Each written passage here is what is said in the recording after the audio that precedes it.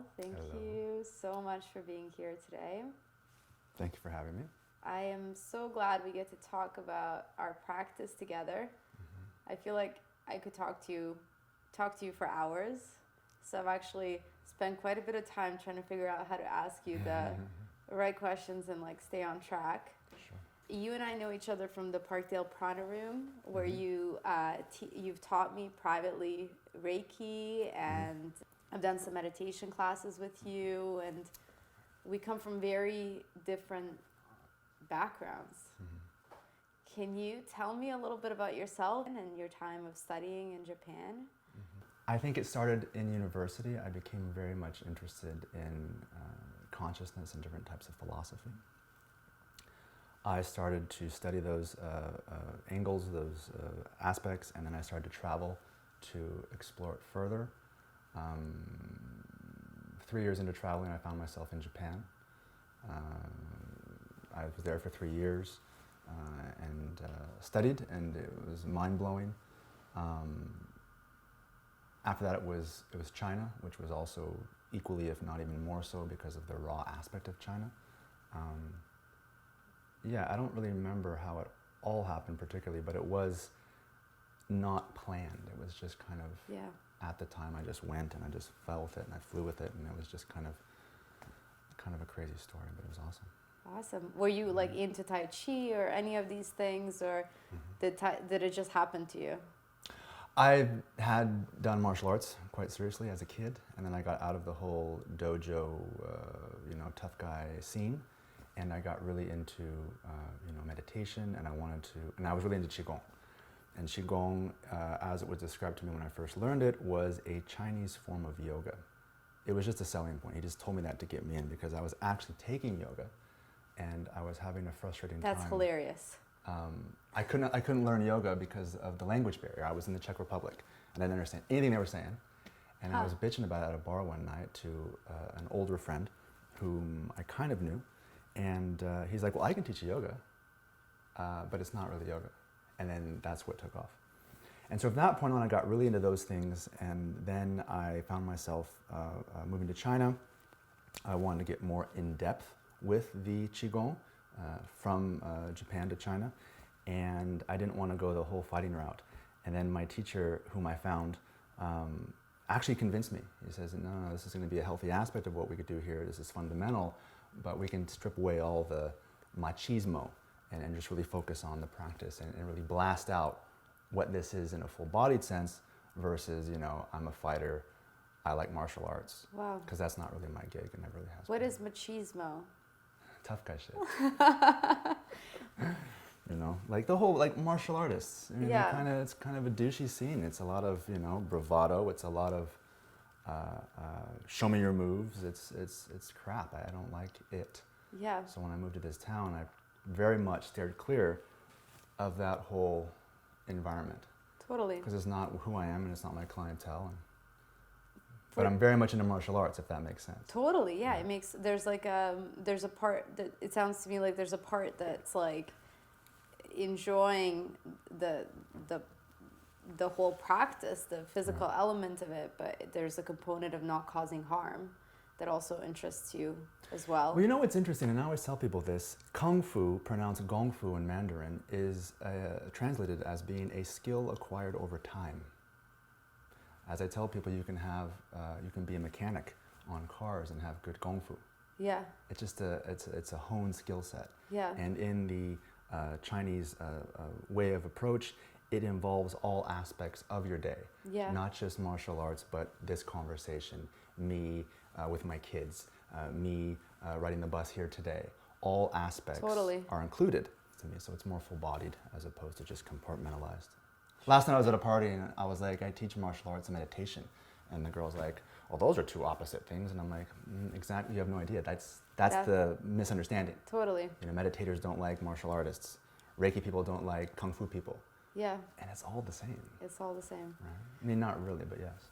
When you were studying abroad, what was that like? Like, what would your day be like? It was a long time. It was like 8 years, so it varied. It got a lot more serious as it developed. This is kind of funny. When I first started, I was called Buddha with a weekend pass. That was my nickname, because I would study my ass off and I'd be doing meditations all day in the park, and then I'd go at night and just get wrecked and party and get nuts.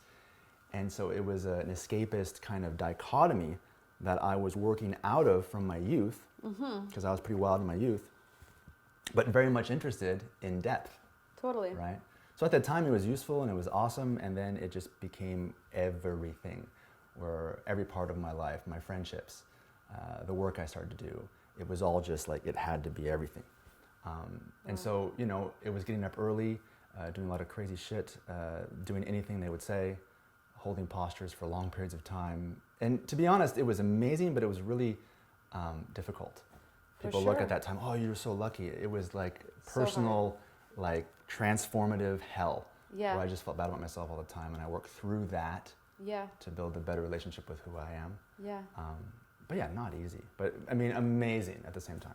I think that like one of the things you don't really think about is like, you know, you're studying at a monastery, and you and I were having dinner recently, and you were telling me about the heat packs. Like, you're freezing your ass off. Right. They don't have. You're practicing. Yeah, exactly. And you know, rice paper walls in the middle of the winter. It's crazy because I really like the extreme concepts. Yeah. Like, I'm the kind of nutter to go get naked and jump in like a cold. Like, I like that kind of stuff. So for me, it was kind of an attractive element. Yeah. Where I kind of wanted to see what I was made of in that sense. And it wasn't so bad, but yeah, you ride your bike up in the middle of winter, you go sit in a zendo for an hour, you get hit with a stick, go pick weeds. Yeah. And maybe you get a tea if he's in a good mood, and you just go right back and go live your life. Like, yeah. That was the kid. Maybe you get a tea. On the happy days, or on the sour days, he would definitely give us tea. Yeah. That's the one thing, like, I really I love the tradition. Right. And I love studying with different teachers.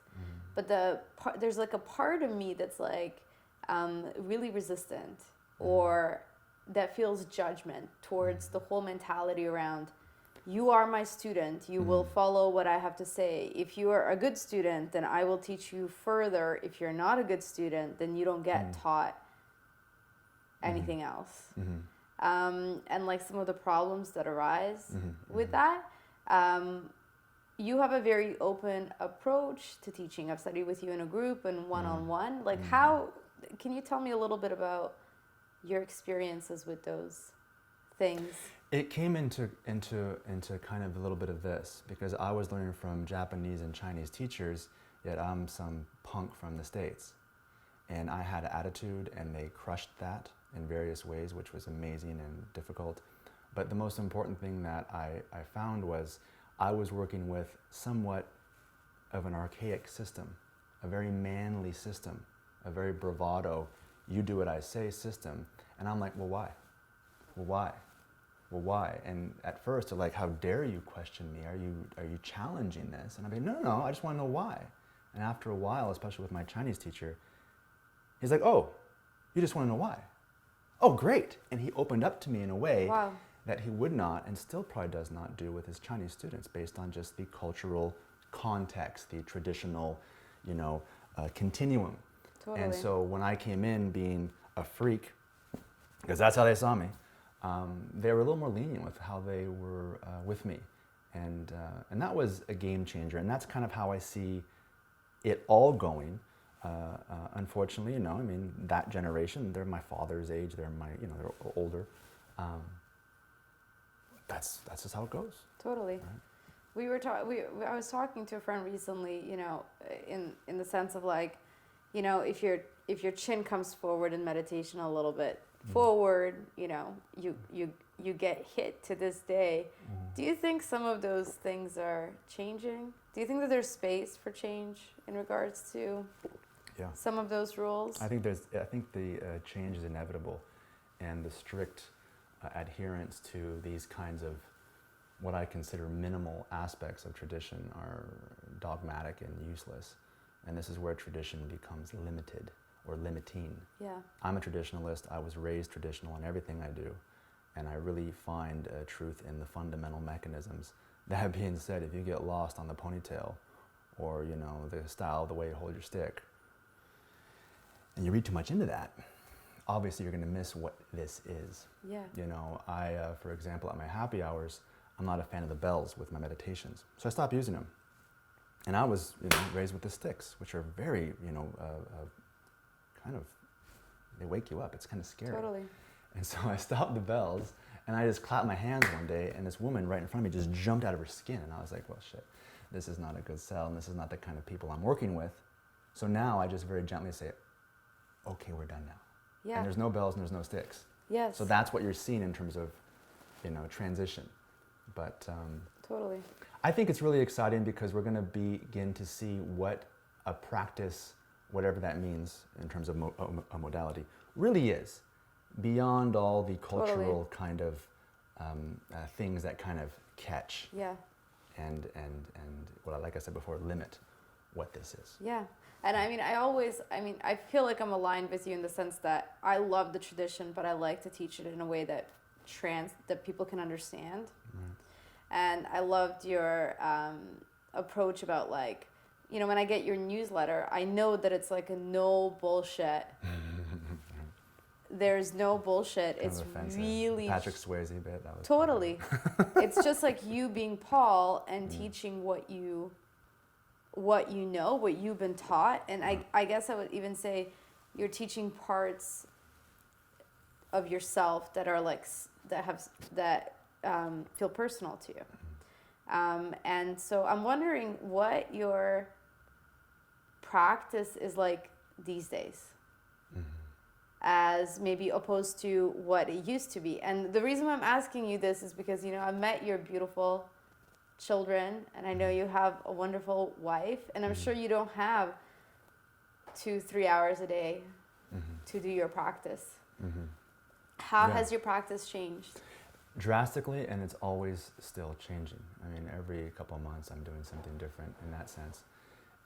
The major shift these days is I had to go back to practicing in the mornings again. I got to a point kind of egotistically years ago where I was like, well, I'm just going to get up at a certain time and tune myself with the sun, and that's fine. I don't need to do anything. I'm here. When my second child was born, he threw a wrench in that system, and now I get up again like I used to back in the day. My wife as well. We get up around 5:30. We have like an hour and a half by ourselves practicing before the kids get up. So during that time, I'm doing what we call in the practice Gong, internal practice. I'm doing standing postures, breathing techniques, and those change depending on what I'm doing. And that's a really important thing these days because of the challenge personally with me having 2 boys who come downstairs with very different agendas and they want to rock it. I've got to be in a very strong position to be adaptable to that without them taking over. Totally. I don't want to play their game so much. So that's a really important thing because when I don't do that and I do sleep and I do get up at the same time they do, I'm playing their game.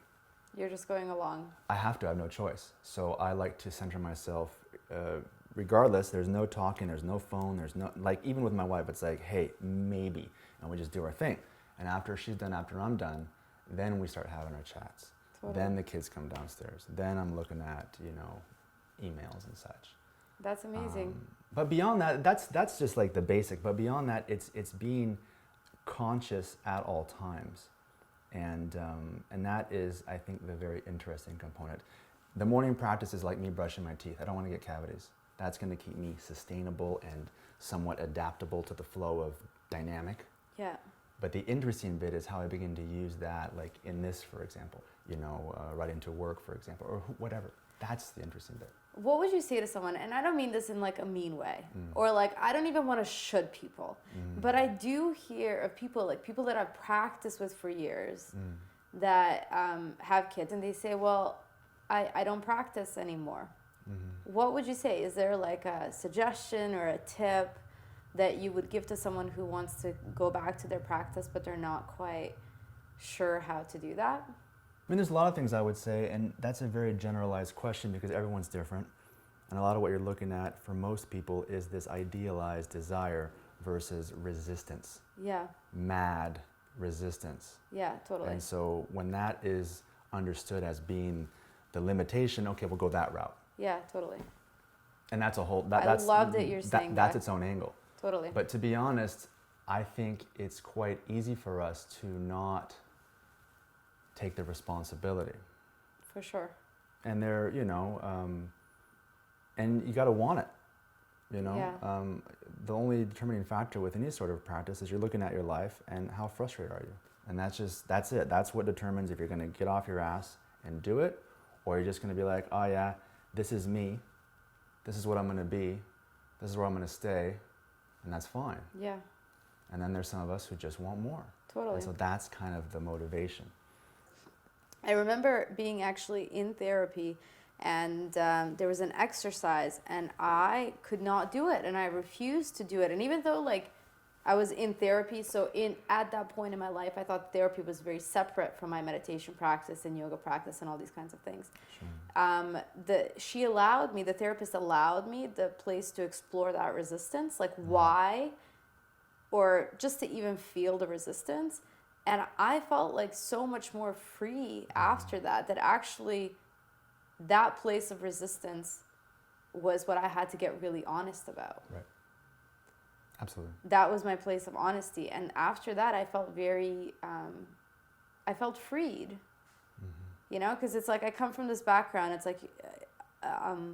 you should be good. You should do this. You should do this Sure. that. And I kind of fight that urge all the time. Rebellious. Totally. This is also, I think, interesting because we can look at who it is we are and the different elements that make up us as a whole. And so I've got the 17-year-old version of me that wants to blast Slayer and headbang in his kitchen. I still got that in me sometimes, and that's a part of me. Yeah. I got the part of me that's very gentle. I got the part of me that wants to rebel. I got the part of me that wants to blah, blah, blah. And when we understand and begin to identify the different characters of who it is we are, and you know that, it's not a blind spot. Yeah. You now have the power to take information and be like, yeah, I see what you're saying. I don't want to do that. It's 5:30, alarm goes off, and that voice in your head's like, nah, man, just stay in bed. You're your bum's getting tickled. You're starting to feel warm and cuddly. No, just stay in bed. You're good. Yeah. I practice a lot. Take a day off. What voice is that? Yeah. Sometimes that's the real me or a real portion of me saying, hey, man, chill out. Yeah. Good. Most of the time, it's the egotistical or the devilish part of me, so to speak, just looking to maintain status quo. Yeah. And when I do have the courage and the strength and the know-abouts to be like, yeah, you can get fucked. I'm going to go do this practice right now. That's when I usually break through into something new. The most resistant right before change. I love that. I love that so much. Yeah.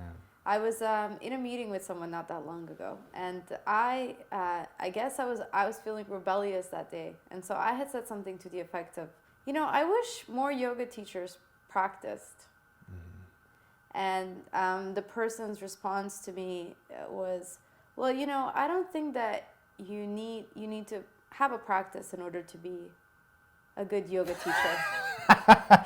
That's the best thing I've ever heard. And I actually wasn't feeling like that. I think really that's what she thought, and that is what she meant. 100%. There was no Sure. really this woman knows about life, and that's what she thought. That was her opinion. And I really thought to myself, if I didn't practice every day, or almost every day, if I didn't have a practice, Right. I would be totally lost. I would be totally lost. I wouldn't be able to do anything that I really love to do. And I guess maybe some people are lucky that they don't need a practice. Do you think that that's true? Do you think that some people don't need to practice? The word practice and what that looks like for different people is just that, very different. Yeah. If there is intent, if there is collaboration, if there is the ability to adapt, quite quickly to change and be quite functional, and that is understood as part of a way you receive information, that could be simple as that. Yeah. You can get up, you can have your tea, you can walk the dog, you can Yeah. go live your life, and that by itself is a practice. If that is not understood and there is no practice and you're just flying off the cuff because you have this degree or you study with so-and-so, Yeah. and now you can be a lazy ass and just kind of rock your shit, bullshit. That's a massive, gross justification. Can you tell me a little bit about what is up? you talked a little bit about your practice, and you said tuning. The word you used was tuning to the sun, right? And then sometimes, I'm sure the tuning, quotation mark, happens in something else. And I remember once you gave me this meditation practice. I had to meditate. It was either on my liver or my kidney or like one of those things. Mm-hmm. What is that about? Can you explain it to me? Or can you explain it to someone that has no idea what it's like to meditate on different aspects or take in from different aspects or different elements? It's a two-part question. The tuning concept is an inevitable reality of what we are as being alive. You can define that in terms of life, consciousness, love, resonance, whatever. The inability to tune or the resistance towards that natural tendency is our agendas, our preferences, our fears.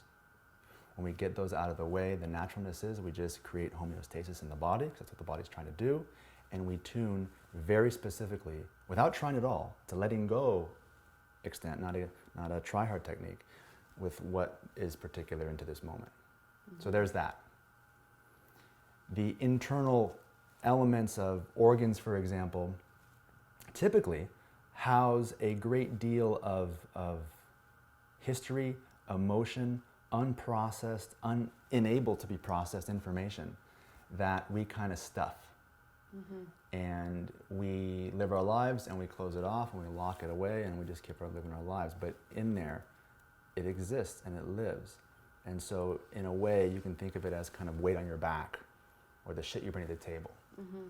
And so the idea of moving through certain organs is to begin to discover yourself much more intimately, having the courage to experience those things again with a brain of today, mm-hmm. not a brain of 10 years old, and begin to experience consciousness from that position looking out. Totally. Versus from your mind. When I say mind, your intent or your focus or your concerns, looking down, trying to heal it, trying to blast it, trying to cleanse it, all that arrogant, impatient, fear-based technique. Mm-hmm. Why do you think it's so hard for people, like some people, to believe that all of this information, all of our history is stored in our body? I find that there's some resistance to that. Do you think that's true, or have you ever had that experience? Most people think I'm off my fucking head. I don't give a shit. Yeah. I mean, I see the norm of concern and the position that we hold as being kind of looking in the wrong direction. Totally. And then someone like me comes around and is like, oh, just put your mind on your kidney. It's like, what the fuck are you talking about? That doesn't make any sense. Well, exactly, because your head's fucked off on something else. Totally. And there's going to be mad resistance towards that. And you gotta look at yourself and you gotta own it. Yeah. And we are great, myself included, at hiding that from the self, faking my way through everything, blinding myself to truth, and getting by and getting a high five, and getting a paycheck, and getting a lot of likes on Instagram.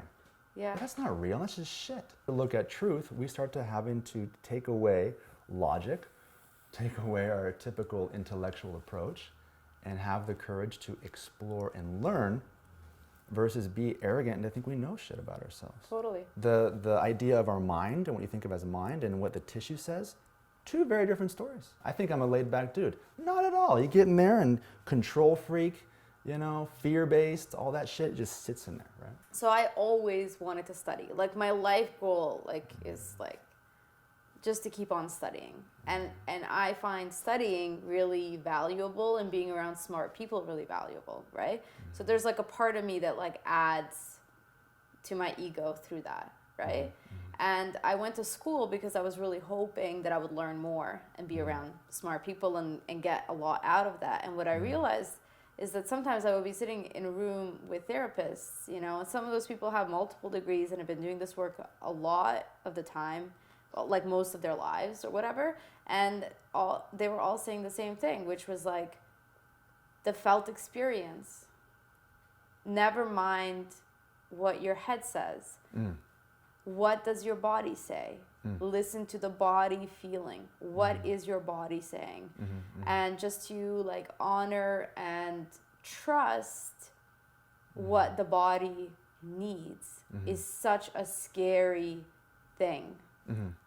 Such a scary thing. Mm-hmm. So for me, when I was meditating with you on organs, and through studying, and not studying acupuncture, but doing, like, for example, a lot more acupuncture in my life, I know that the second that my lungs start to hurt, and that there is a part of me that wants to start smoking cigarettes again, Right. and that it's because I'm feeling a lot of grief. Right. And that there's grief in my lungs that I'm not really feeling or whatever. And like the different organs like actually send different messages to me. Absolutely. And that I'm just sometimes not listening. Absolutely. So I'm really grateful that you taught me that lesson, because I thought you were crazy at the time. Well, yeah, I think it's a game changer. Yeah. Very much. But intimacy with the self is the basic, and a lot of us avoid that at all costs, and the results, if you look around, are very obvious. Yeah, the results are totally obvious. So. Can you tell me, what are you working on these days? Is there anything that you're really excited about? I'm seeing a lot of really sweet videos online, and Yeah, that's all. Like, yeah, that's just me just making shit up. That's fine. Like, on a real note, I've been working on a lot of talking to myself better, a lot more nurturing, and a lot more love as a go-to versus a technique to feel better. Just, you know, I'm sitting on the bus today, I'm coming here and see you guys, and I'm looking out and just going, this is fucking gorgeous, this is amazing. And that as a habit, and exploring what that does for me, and what that shows me as more of myself. I'm really beginning to discover myself for the first time, and I'm almost 40 years old.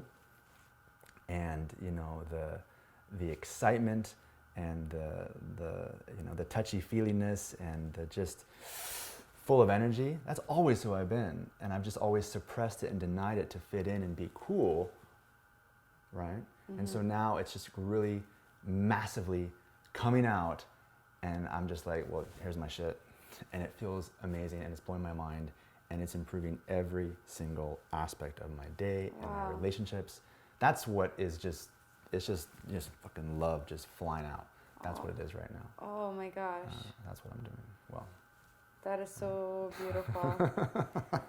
I love the love part, because, you know, it's really, you know, you've got some of the tough guy stuff, and it's really sweet to see the... A lot more gentle. I think having the courage to be a lot more gentle, especially with myself, and then with others, everything is different now. Yeah. It's quite nice. Why do you think it's so hard for men to be gentle? Or even, you know what, I don't even want to pick on men. Why do you think it's like... Because it makes us vulnerable. Yeah. Like, even talking right now about love, there's going to be guys, or even, you know, people watching this going, yeah, fucking whatever. And, you know, maybe some of my friends from high school will be like, ha ha, look at Paul, he's getting cheesy, or whatever, right? Yeah. And that's, you can see where my fears are, right? Yeah. But it makes us vulnerable. Yeah. Totally. And, you know, the whole manly approach, and now, you know, kind of generalized in all of society, is I don't need anybody, I'm independent, I'm strong, hard as. Yeah. It's all fear-based. It's all very obvious, right? But, you know, the courage to be exposed is downside, per se, of love. Totally. Of putting your stuff on the table. For right? sure. So yeah, that's kind of it, right? Thank you so much. Thank you. Thank you so much for sharing That was awesome. your story. You are a really special person to me. You taught me a lot. Thank you for making your way. I'm being cheesy too. Thank you so much. I just wanted to kind of finish by saying that Paul runs these really wonderful classes at the Parkdale Prana Room in Toronto, which is at 1273A Queen Street West, across from the taco place Grand Electric.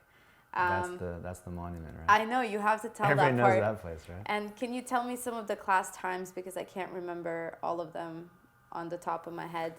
I have 4 classes through the week, group classes. Shall it be? Yeah, sure. Tuesdays at 6, the Qigong and the Tai Chi. 7:30 on Tuesdays is the happy hour class. That's a guided meditation with... That's like $5, right? Yeah. Yeah, it's dope. And then the last half hour is a Reiki treatment where I walk around and give everyone a little bit of Reiki. Yeah, it's awesome. And then Thursday I have a nooner, Qigong and Tai Chi, and then Saturday I have an 11 a.m. Same. And then everything else are just private. That's kind of how I go. Can you please, for someone that might not know, and I've just recently learned, what is the difference between Tai Chi and Qigong? Basically speaking, one is a martial art, one is not. Okay. Basically speaking, but Qigong can also be a martial art depending on how you mess with it. Cool. Is one harder than the other? Qigong is a massive word, and it compromises lots of things in terms of a practice. I would say, in a basic sense, or what I think of as modern day, Tai Chi is going to be a lot more complicated, because to understand Tai Chi, you must understand Qigong. Yeah. But if you just want to practice Qigong, you don't got to practice Tai Chi. Okay. For example. Cool. If that makes sense. Thank you so much for explaining that. And thank you so much for watching. Check us out at bigtreemind.com. This is a podcast about the way that we practice. So my practice is yoga and meditation. Paul's practice is different than mine, but we believe in the same thing.